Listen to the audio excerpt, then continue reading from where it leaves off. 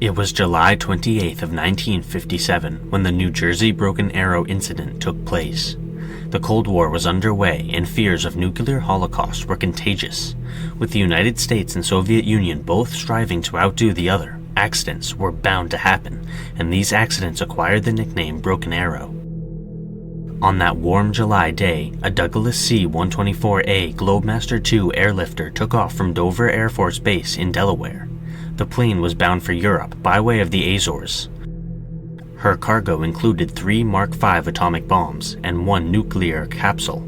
The Mark Vs were in complete assembly for ferry condition, which means that there were no nuclear components installed and the power supplies were not connected.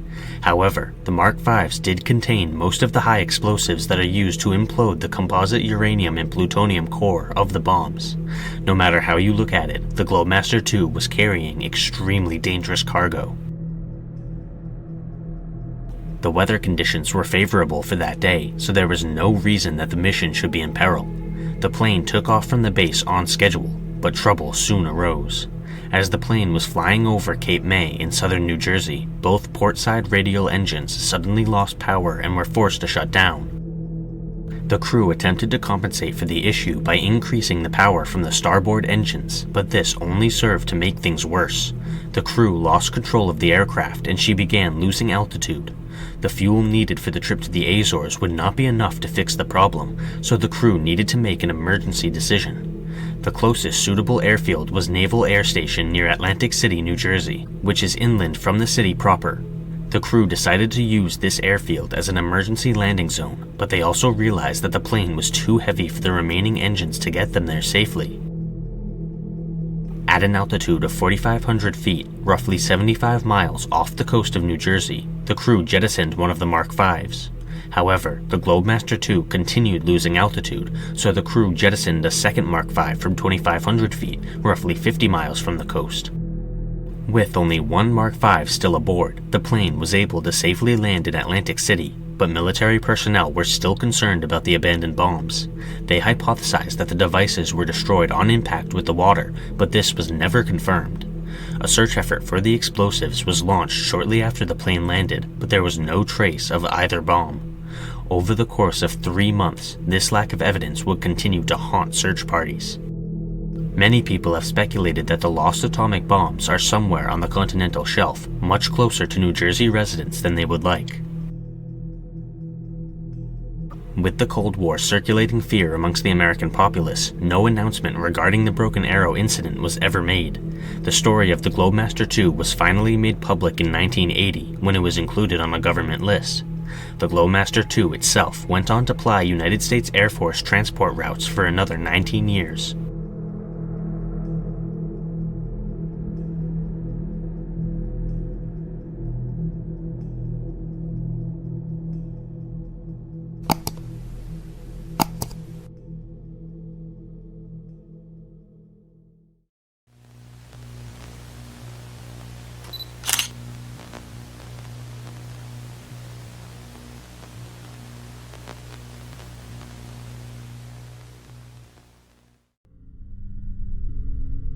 On Thursday, January 12th of 1984, Atlantic City schools had a rare day off because of a teachers' conference.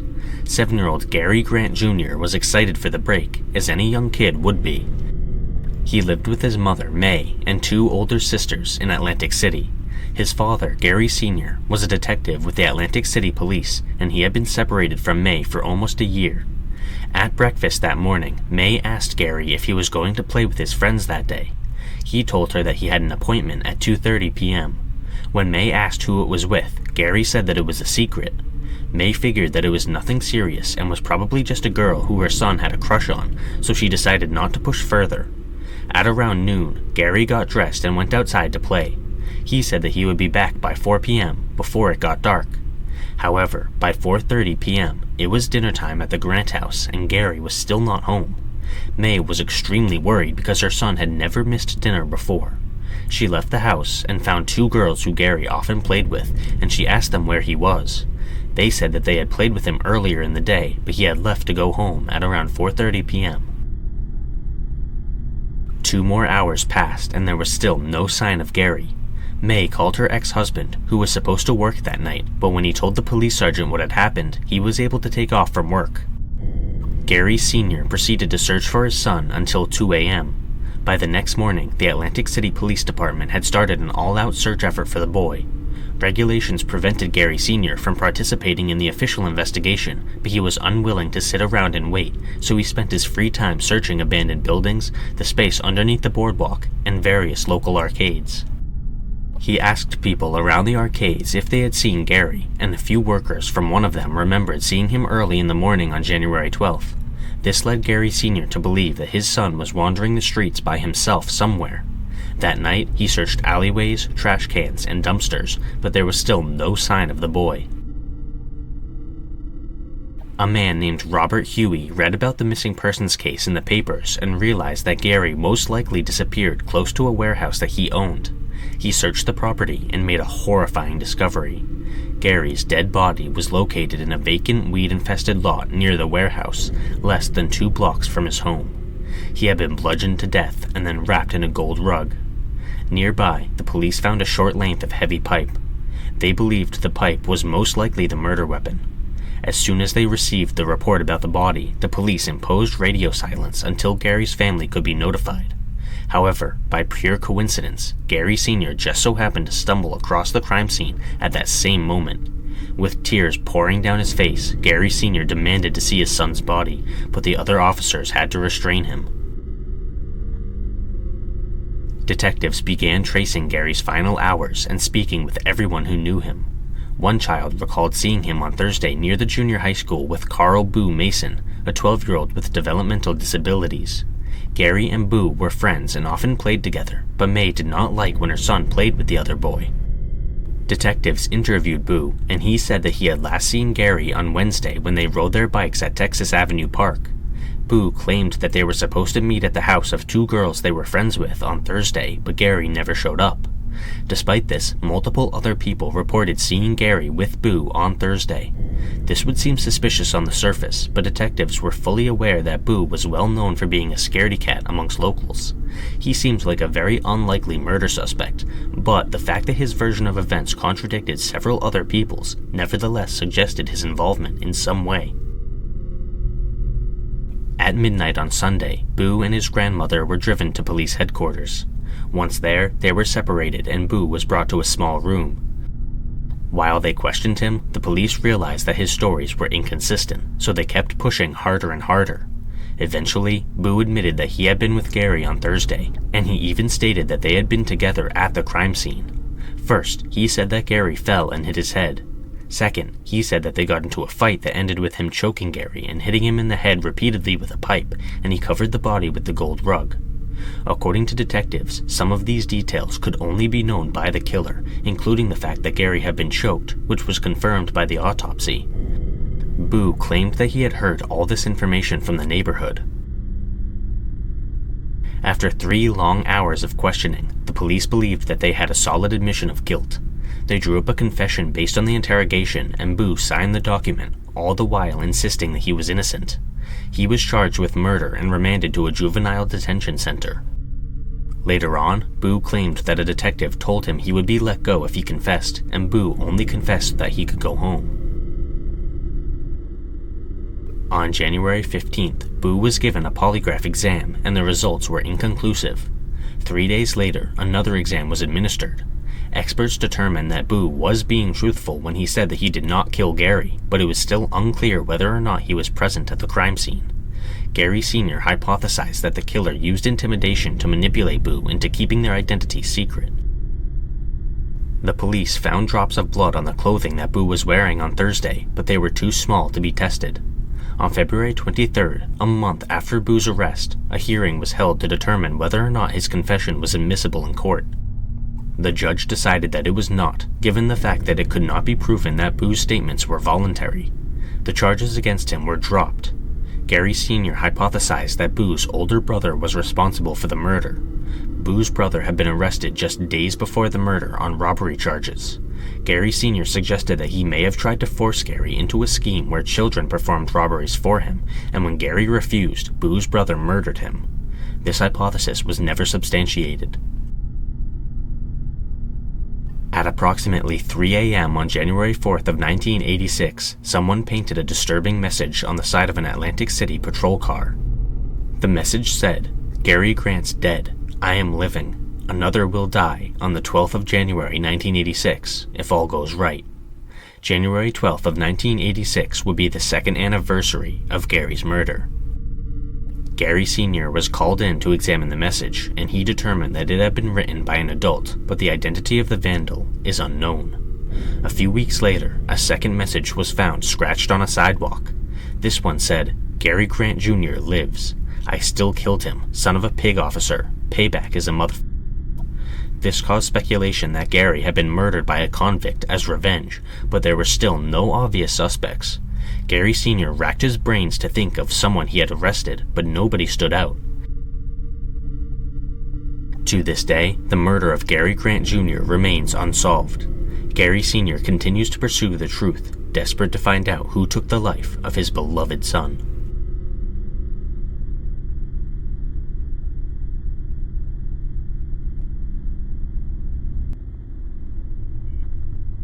Click the join button to become a member today. Channel members receive exclusive content as well as early access to all my content.